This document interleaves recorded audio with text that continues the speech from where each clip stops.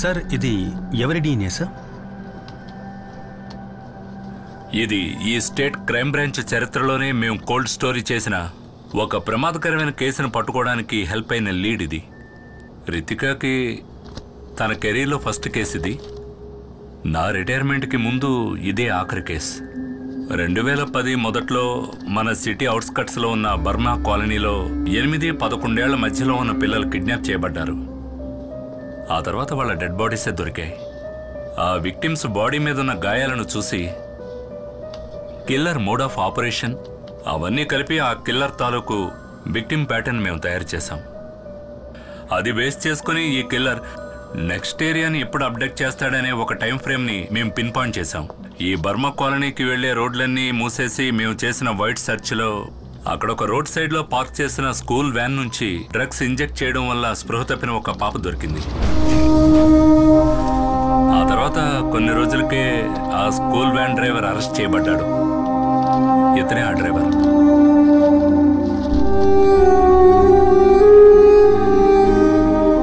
హుబైదా Khan.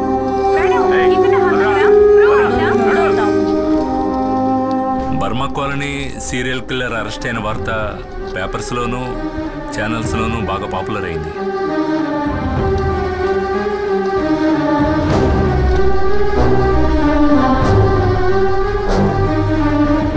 హుబైదా Khan arrest అయిన 2 నెలల తర్వాత మరో పాప కూడా చనిపోయింది. ఆ కిల్లర్ ఎవరో ఇంతవరకు కనిపెట్టలేకపోయాం. అదే మోడ్ ఆఫ్ ఆపరేండి, అదే విక్టిమ్ ప్యాటర్న్. పోలీసులకు మాత్రమే తెలిసిన పాత కిల్లింగ్స్ లో జరిగిన అన్ని మైన్యూట్ డీటెయిల్స్ తో సహా అన్ని అలాగే రిపీట్ అయ్యాయి. అన్నిటికీ మించి మాకు ఈ 5వ విక్టిమ్ గోళ్ల మధ్య ఒక బ్లడ్ శాంపిల్ దొరికింది. ఆ హంతకుడిది. ఇంతకుముందు చనిపోయిన విక్టిమ్ డ్రెస్ లోంచి మనకు దొరికిన బ్లడ్ తో పర్ఫెక్ట్ గా మ్యాచ్ అయిన డిఎన్ఏ శాంపిల్. కానీ అది జైల్లో ఉన్న హుబైద్తో మ్యాచ్ అవ్వలేదు. అన్ఐడెంటిఫైడ్ అయిన ఎవరిదో ఒకరి బ్లడ్ శాంపిల్ అది.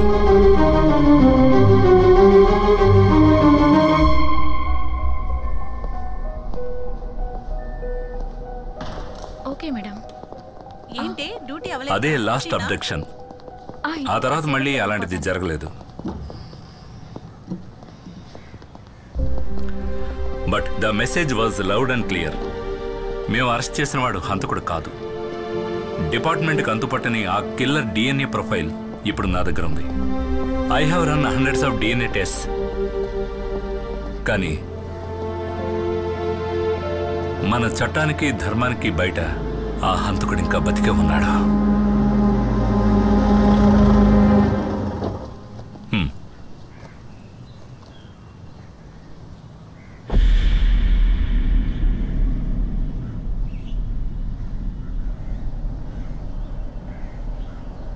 హుబైదా అహ్మద్ జైలు నుంచి బయటకు వచ్చిన తర్వాత ఎవరూ పనివ్వలేదు. ఈ సమాజంలో ఒక హంతకుడిగా అతని మీద ముద్ర వేయబడింది. రిటైర్మెంట్ తర్వాత నా దగ్గరే పెట్టుకున్నాను. ఈ సంఘటనలన్నీ మా ఇద్దరిని కలిపేశాం. ఎప్పుడూ అంతులేని తీరని అన్వేషణలో.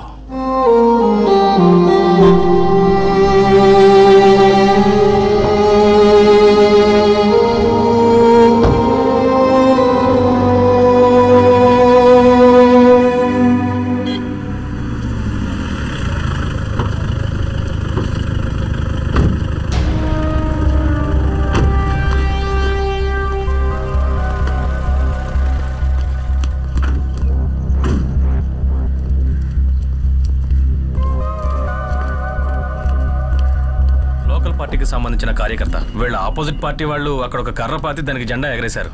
ఎవరో లేని టైం చూసి దాన్ని చించడానికి పైకెక్కాడు. అప్పుడు ఇతను ఒక సంఘటన చూశాడు. మేడం, వినోద్, నువ్వేం చూసావో మేడంతో చెప్పు.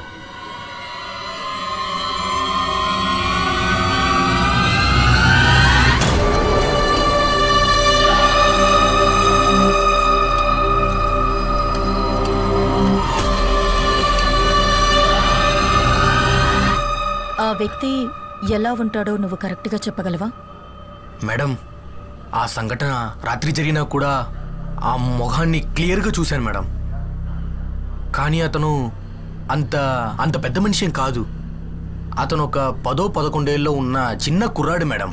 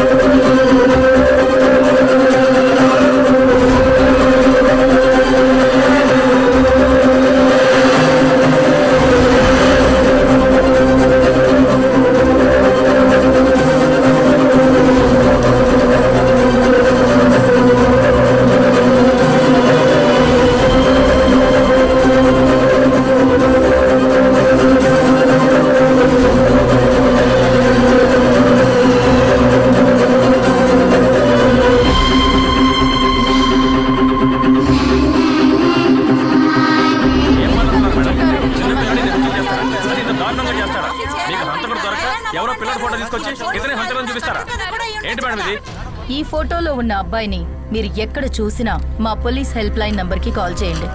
ప్రెస్ మీట్ తర్వాత ఈ ఫోటో డిజిటల్ కాపీని అన్ని ఛానల్స్ కి పంపిస్తాను. Okay, that's all.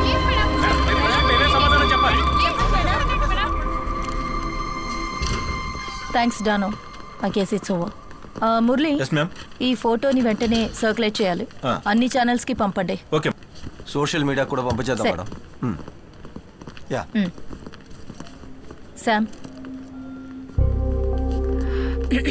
ఆ రోజు నీతో హార్ష్గా మాట్లాడాను, కానీ నువ్వు ఊహించిన వైల్డ్ థియరీ ఈ కేసుకి పెద్ద లీడ్ అయింది. And that credit belongs to you. Bye.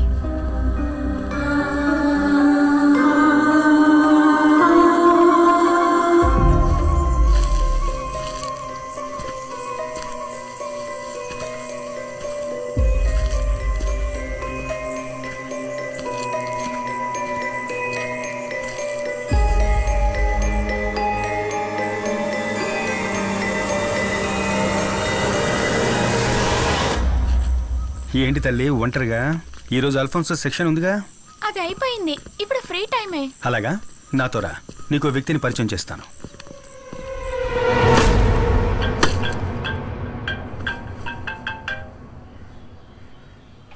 ఏంట్రా చెప్పు. మీ నాన్న అక్కడ చికెన్ ని పీసెస్గా చేస్తున్నాడు. నాన్నకు హాయ్ చెప్పు. హాయ్. హాయ్ నైనా, హౌ ఆర్ యు? అవును, ఏం చేస్తున్నావు? ల్యామ్ బార్బెకోవా. ఆహా, బంగారం, నువ్వు డాడీని ఇంకా మర్చిపోలేదు కదా?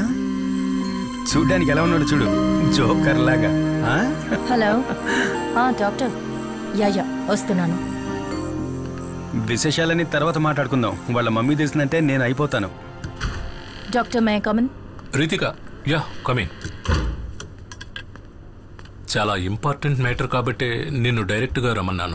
ఓకే. నిన్న మీరు రిలీజ్ చేసిన స్కెచ్కి సంబంధించి ఇన్ఫర్మేషన్ ఏమైనా దొరికిందా? No, not yet.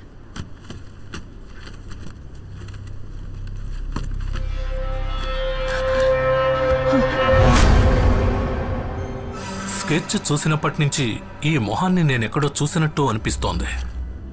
కొద్ది రోజులకు ముందు జువెనైల్ హోమ్ నుంచి ఈ అబ్బాయిని కౌన్సిలింగ్కి నా దగ్గరికి పంపారు. పేరు రూబెన్ ఎలిట్స్. ఇప్పుడు వీడు మిస్ అయ్యాడు. కొన్ని రోజులుగా నేను ఈ క్యాన్సర్ ట్రీట్మెంట్లో బిజీగా ఉండడం వల్ల వీడి కేసు రిఫర్ చేసి క్లినికల్ థెరపిస్ట్ డాక్టర్ జయకుమార్ దగ్గరకు పంపించాను. ఆయన ఇప్పుడు లీవ్లో ఉన్నారు.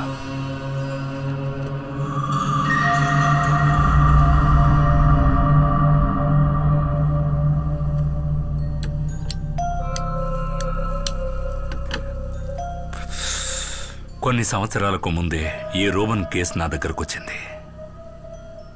గ్రౌండ్లో ఆడుకుంటున్నప్పుడు ఒక చిన్న గొడవ వల్ల తన ఇద్దరు ఫ్రెండ్స్ని తల మీద రాయితో కొట్టి చంపడానికి ప్రయత్నించాడు ఈ 8 ఏళ్ల అబ్బాయి.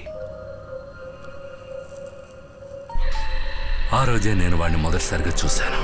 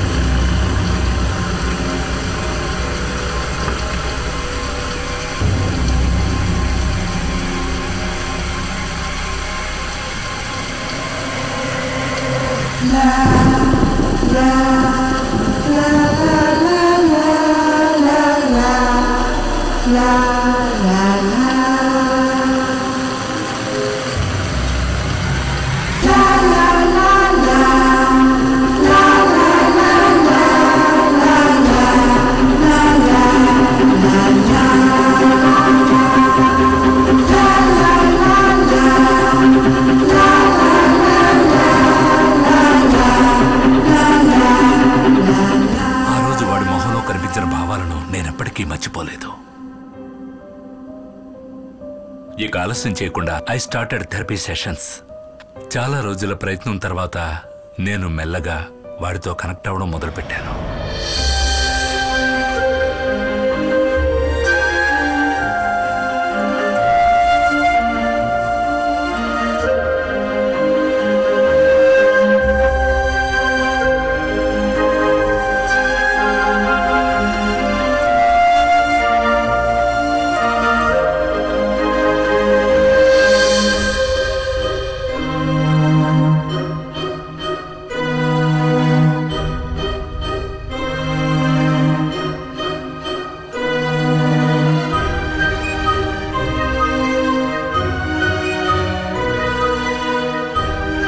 Because of my continuous appeal, juvenile home నుంచి నెలకు ఒకసారి వాడికి మా ఇంట్లో సూపర్వైజ్ చేయడానికి వాళ్ళు పర్మిషన్ ఇచ్చారు.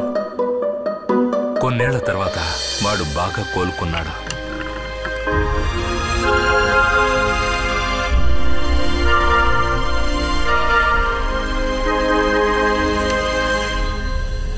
కానీ 2 వారాల క్రితం అవన్నీ మళ్ళీ అలాగే అడ్డం తిరిగాయి.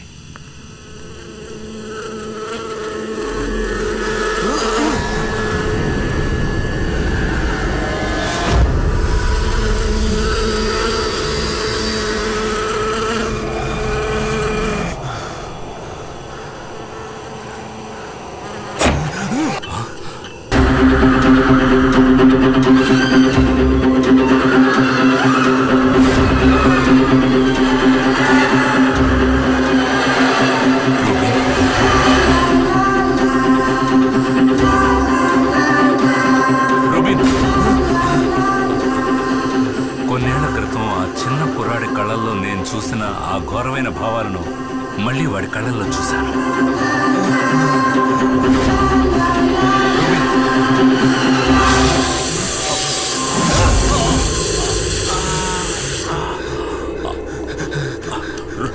Rubin, that was last time I saw him. ఇన్ని రోజులుగా నేను వాడిని సేఫ్గా పట్టుకోవడానికి ట్రై చేస్తున్నాను. ఈరోజు మీరు ఇక్కడికి వచ్చేంత వరకు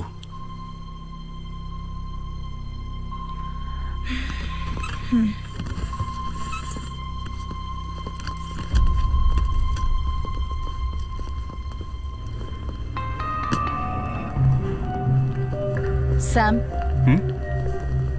నీ చైల్డ్ కిల్లర్ థియరీని వ్యాలిడేట్ చేయడానికి ఇదొక్కటి సరిపోతుంది. వాడి పేరు, డీటెయిల్స్ అన్నీ ఇప్పుడు మన దగ్గర ఉన్నాయి. No, I think it's just matter of time.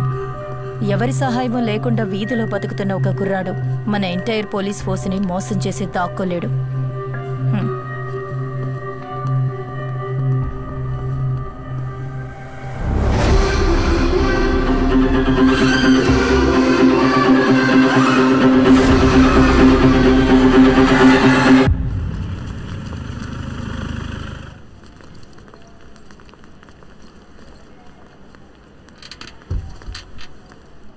ఏంటి, ఏమైంది మీ అమ్మగారికి? పొద్దునే కింద పడ్డారు, ఇప్పుడు ఐసీలో ఉన్నారు. నూరా, నువ్వు ఇక్కడ కూర్చో అమ్మా, అమ్మ ఇప్పుడే వస్తుంది. ఎక్కడికి వెళ్ళకు.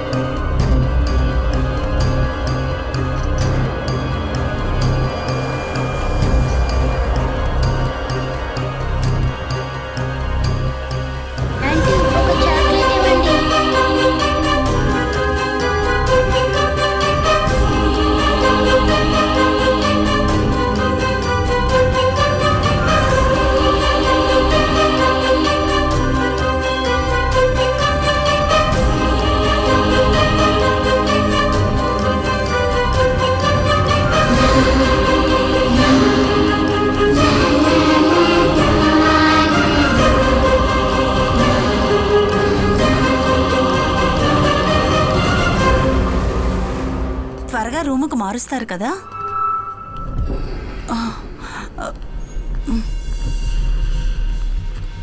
పాపా